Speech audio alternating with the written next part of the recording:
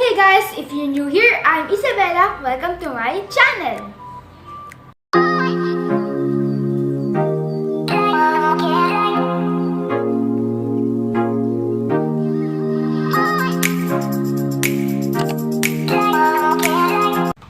So for today's video, itatry natin gawa ng slime using egg white and joy. So ika-crack lang natin yung egg. Oh, wait. I'm scared. Please don't. Please. Oh, wow.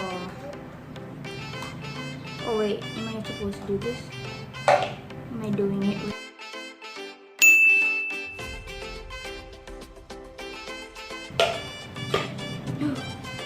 Yeah. Tanggalin lang natin.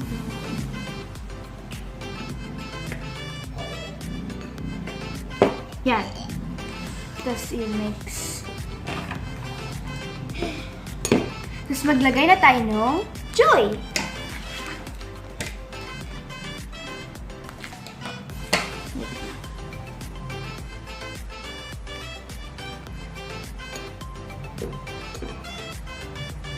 Okay lang yan kapag may konting green.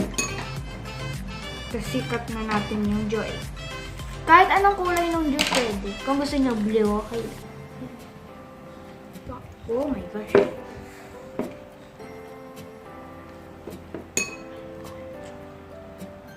Wee! Nagsimula siya sa blue, naging green na ano. Yung green na ano, medyo dirty, na may dirt ganun. Yan. Pero guys, mag-ask muna kayo ng permission sa parents nyo, sa ate nyo, sa mami nyo, sa tatay nyo. Kasi, may gamit, yan. Kasi may gamit tong egg and dish soap. And ang gagawin lang natin dito is isisit lang natin siya, parang set aside, hindi na natin siya kailangan ilagay sa freezer. Tatakpan lang natin ng plastic, tapos yun na, maghihintay na lang tayo.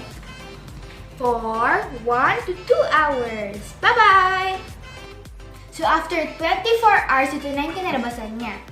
And di ba sinabi ko 2 hours? Pero nung chinek ko siya after 2 hours, hindi siya nabuo. So, ginawa ko na lang, ginawa kong 24 hours. And tignan nyo guys. Feeling ko nag-work siya kasi hindi siya nalalaglag sa table. So, i-check natin.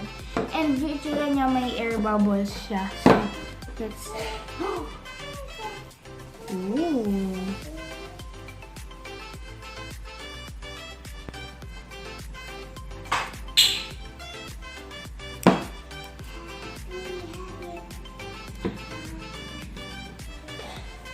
So, tanggalin natin siya dito.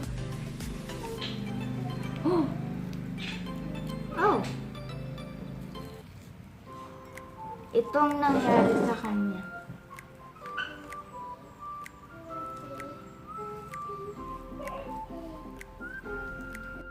Ang galing lang kasi hindi tayo gumamit ng glue and activator. Para naging water jiggly slime siya using egg and dishwashing soap.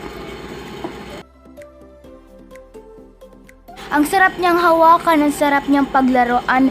Mukha siyang jelly ace. Pero guys, hindi to kinakain, for fun lang to.